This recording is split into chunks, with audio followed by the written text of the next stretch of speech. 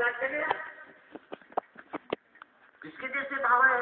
कुछ लोग आए थे भगवान की कथा सुनने, कुछ लोग आए देखो भीड़ हुई है चलो देखे हमें भीड़ भाड़ कैसी होती ना, कुछ आया ब्याह हो गई चलो देखिए हमें, कुछ आए चलो प्रसाद मिली है देखिए हमें। सबके भाव अलग अलग, यानी सब कथा ही नहीं सुनाना यहाँ, सब कथा ही नहीं सुनो तब पिए तो बैठे हैं। अपने अपने सबके भाव अलग अलग है भाई। भाषा थोड़ी हमारी उल्टी लगेगी आपको, काकरे हमारे कजापुरी भाषा ही बड़ा उल्टी है, खड़ी भाषा एकदम बिल्कुल खड़ी, उनमें कुछ सही नजर ही नहीं करते। बोलो सच्चिदानंद भगवान की।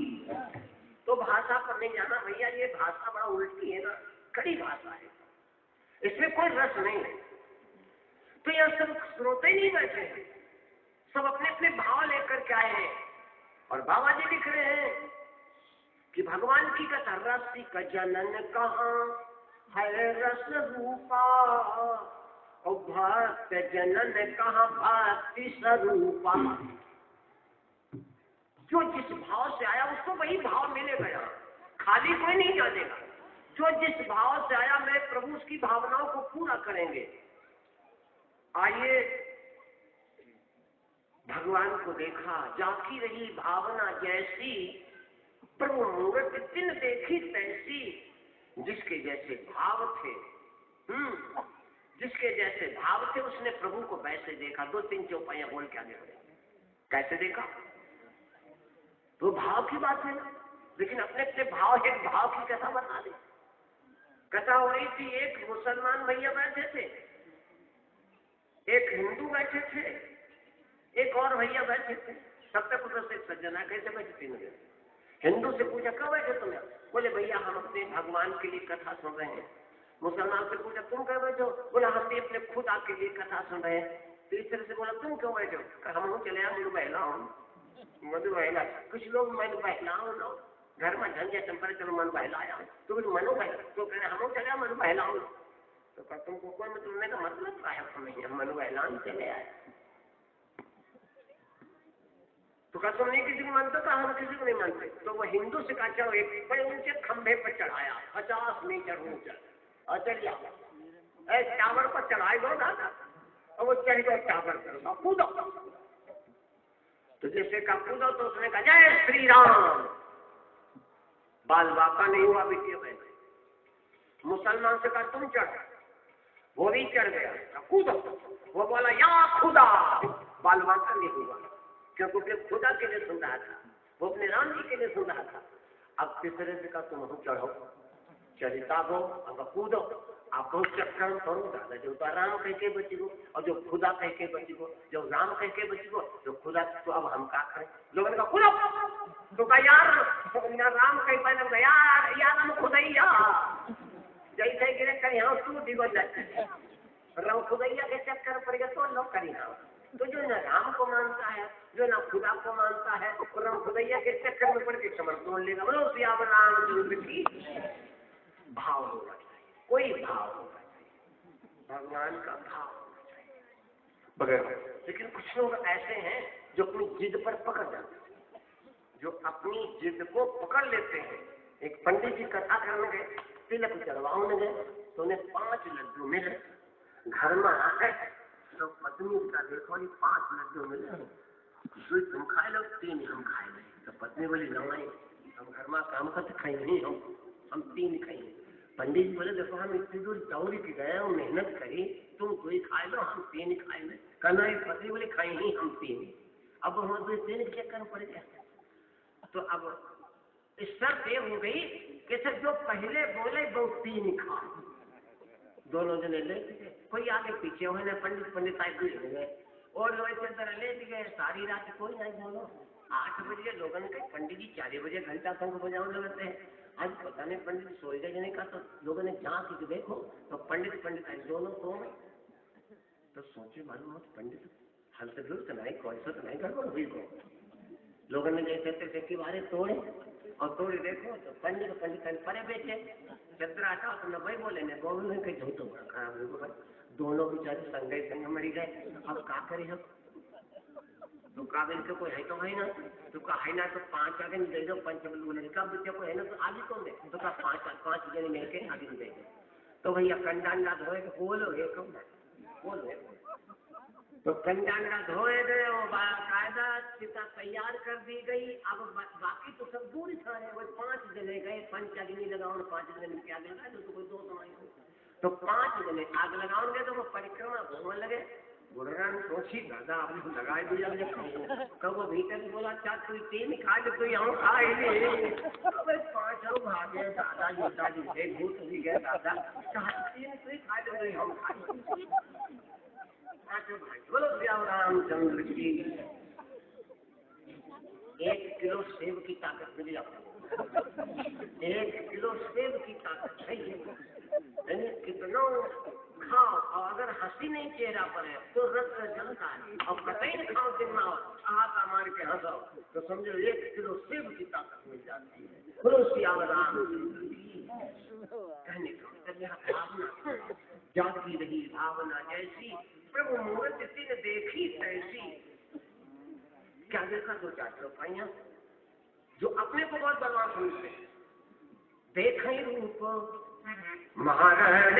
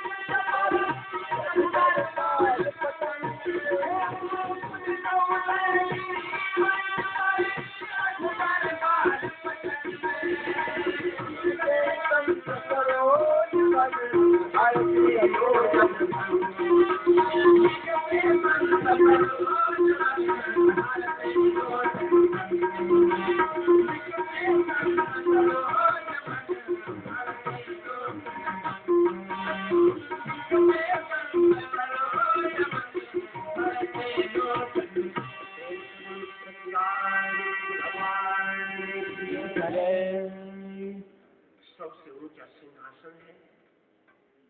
राजा जनक जो विदेह हैं, उन्होंने राम लक्ष्मण और विश्वामित्र को उस ऊंचे स्थान पर बिठाया जिससे जनता जीव आज परमात्मा का दर्शन करने, तो जनक जानते हैं परमात्मा का दर्शन करके जनता निहाल हो जाए।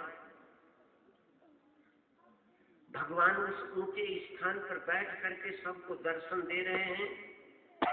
शोभायमान करके उदित उदय गिरि मंच पर रघुवर बाल पतन, जैसे उदयाचल से भगवान सूर्य भास्कर बाल रूप में उदय होते हैं, ऐसे भगवान उस ऊंची स्थान पर बैठ करके बाल सूर्य की तरह शोभा पा रहे। उदित उदय गिरि मंच पर रघुवर बाल पतन, विकसे संत सरोज में।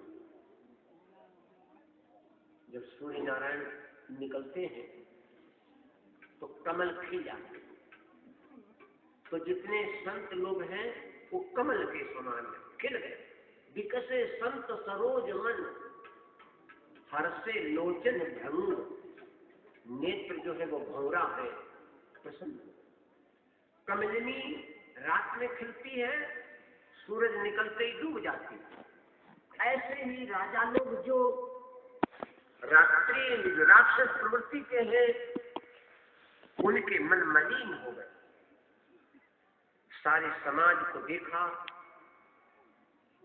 सब शांत बैठा। शांतन बैठे तो क्या करें? कोई चहल पहल नहीं, कोई चहल। क्यों चहल पहल हो? ये जो देश देश के राजा आए हैं यहाँ, क्यों आए? आप लोग जब बोल देते तो थोड़ा हमको दम भर जाती। ये क्यों आए भैया?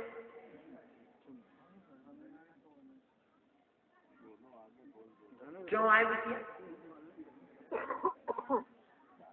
धनुष तोड़ने आए। भावना कैसे धनुष तोड़ने आए? और धनुष किसके लिए तोड़ने आए? सीता के लिए। तो जने जैसे ले धनुष तोड़े दादा उसका देखते ले, तब धनुष तोड़े मर जाए हुआ मेहनत करके हुआ माल कुछ नहीं। तो पहले जब तक सीता को देख ले तब तक कैसे चाल परवसन बैठे समझता। राम जी को देखा लेकिन कोई भाव नहीं है, कोई एक्शन नहीं लिखा बाबा जी ने। परमात्मा को देखने के बाद भी यहाँ, क्योंकि परमात्मा के ग्राहक नहीं है। अगर परमात्मा के ग्राहक होते तो भगवान को देख करके सब आनंदित हो जाते, लेकिन वही लिख दिया कि हर से लोचन भंग, विकसे संत सरोज मन। सब नहीं, सब तो बैठे हुआ मुंह लटकाए, देखो माई को राम वो आए कि नहीं आए। सबके मन में कबामी, जिनके लिए ये धनुष रखा है उनको देख तो ले। सन्नाटा छाया। तब राजा ने आदेश किया जानकी जी को लाया जाए। उस सभा जिसके लिए ये सब हो रहा वही नहीं है। तो जानकी जी हाथ में जयमाला लेकर के चल पड़े। बड़ा सुंदर भाव दिया है कवि। सिया जी के हाथ जयमाला, सिया जी के हाथ जयमाला, मंगल गीत गावे सर्व सखिया। सिया जी के हाथ जयमाला, मंगल गीत गावे सर्व सखिया। सिया जी के हाथ जयमाला, मंगल गीत गावे सर्व सखिया। सिया जी के हाथ जयमाला, मंगल गीत गावे सर्व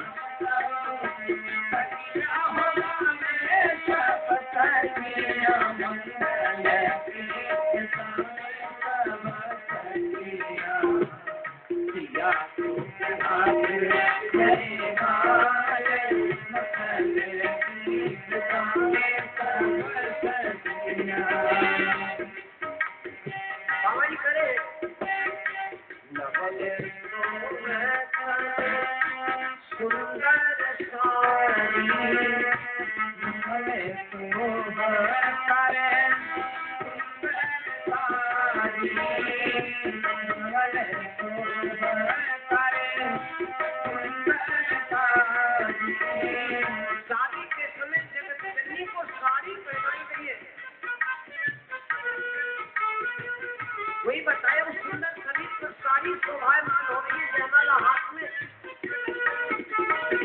बाबा जी करें रंग भूमि जब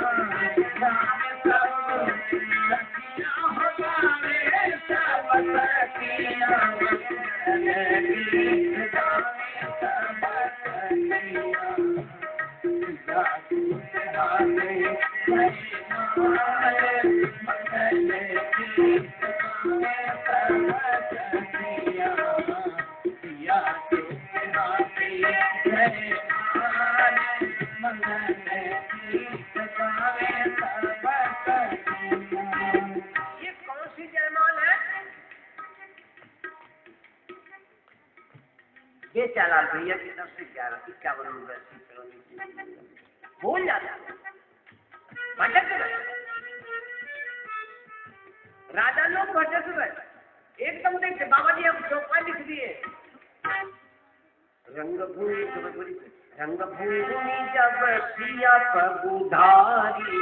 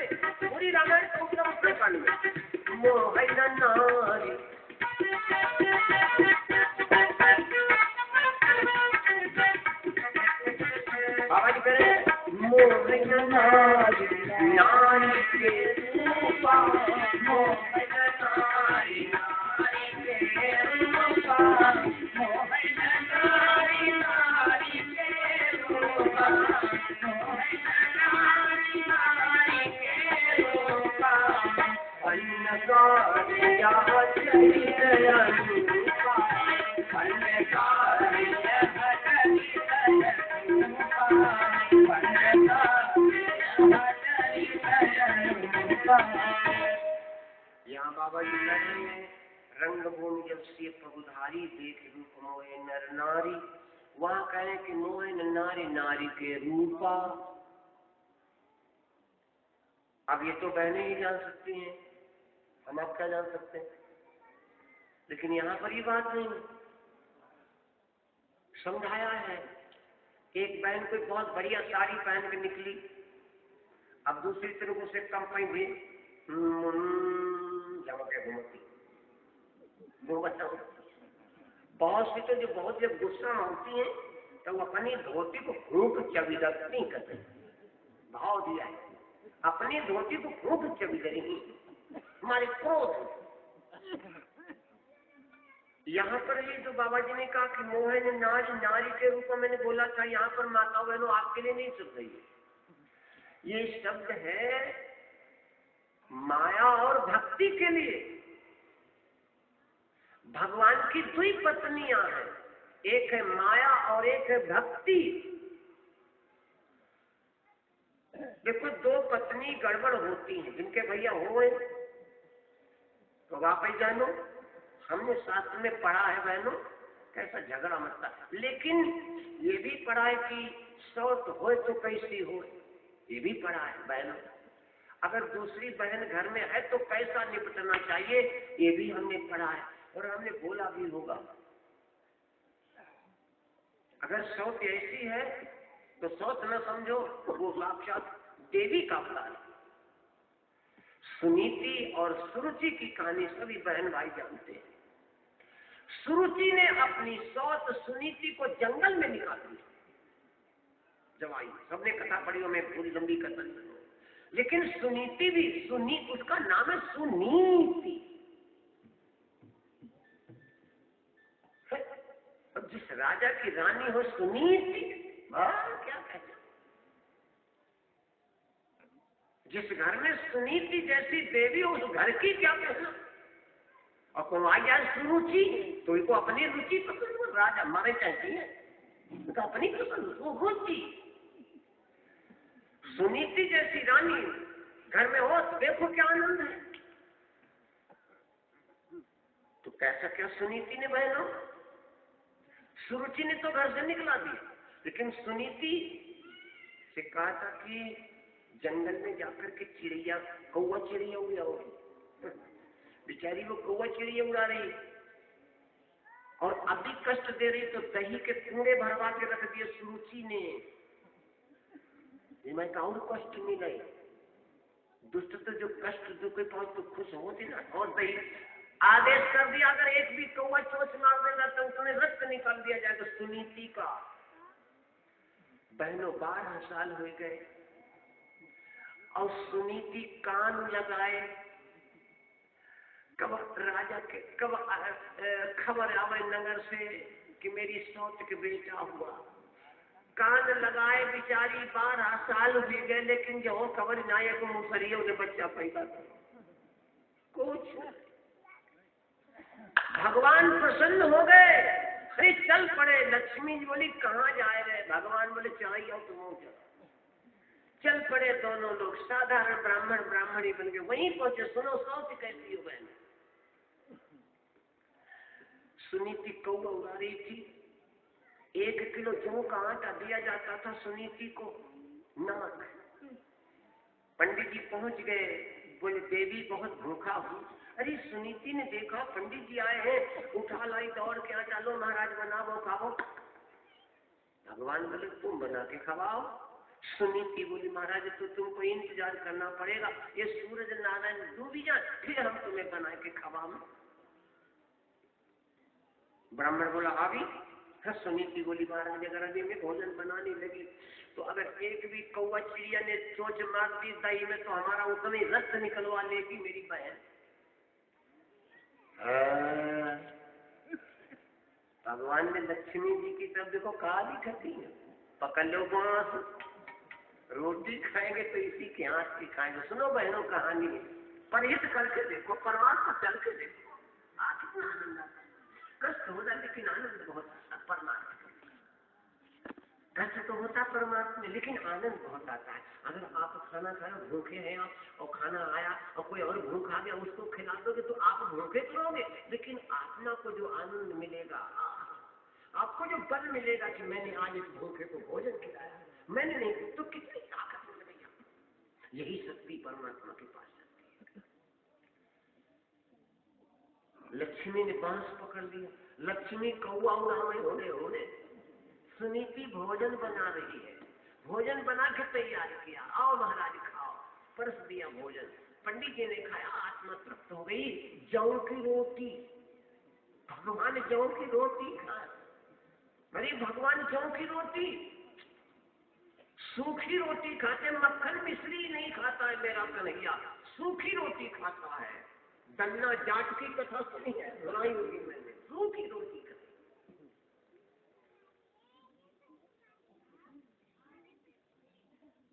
पंडित जी ने भोजन कर लिया, सुनीति से कहा बहन आत्मा तृप्त होगी तेरी, अब तुम कुछ मांगो तो मांग, पूछना चाहो तो पूछ लो, हम शकुन जानते हैं, हम ज्योतिष जानते, पूछ लो।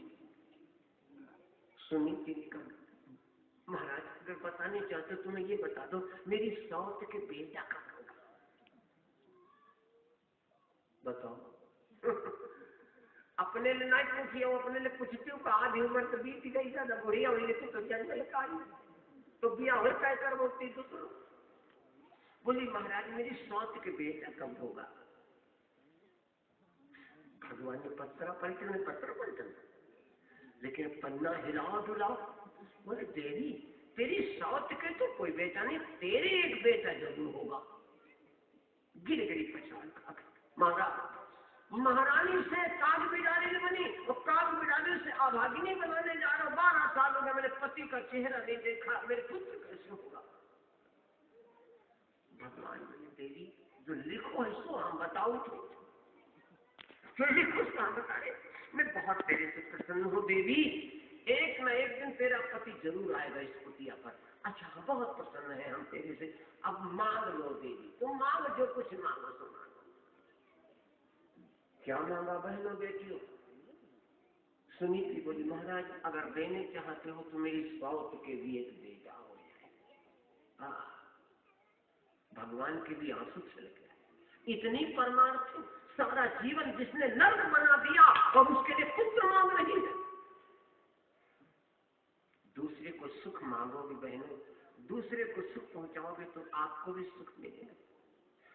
4 वेद 6 शास्त्र में बात मिली है, तो यहाँ लिखा होगा कहीं, कितने बढ़िया बढ़िया श्लोक लिखवा दिए भैया, लेकिन इनका कौन पढ़ता, इनका कोई पढ़ता ही नहीं, कहा कहीं दुबिया दुबरी गाली ना कोई पढ़े। श्री राम शर्मा पंडित जी ने तो सब उनके अनुयायियों ने सब दिवाले खोज जाने, जहाँ देखो तो सदवा के लिखा, कोई नहीं पढ़ता, और पढ़ने का मालूम कहा हमसे कहा नहीं जा रहा है। दीवार के पास में लोग संख्या करते होंगे ना, तो वहां लिख दिया है गधा। अरे वो थाने में कहे भैया लिखे जो कहा लिखो, लिखे जो वो थाने से पढ़वावे लोगों को, क्या आदमी किया। और इस लोग सदबात नहीं पढ़ते और गंदी बातें पढ़ते हैं। अपना पढ़ा तो लोगों का लिखे जो कहा लिखो, बताओ जो कहा लिखो, सदबात नहीं कोई देखते। 4 वेद 6 शास्त्र में बात मिली है, तो सुख देने सुख हो चाहे दुख देने दुख हो।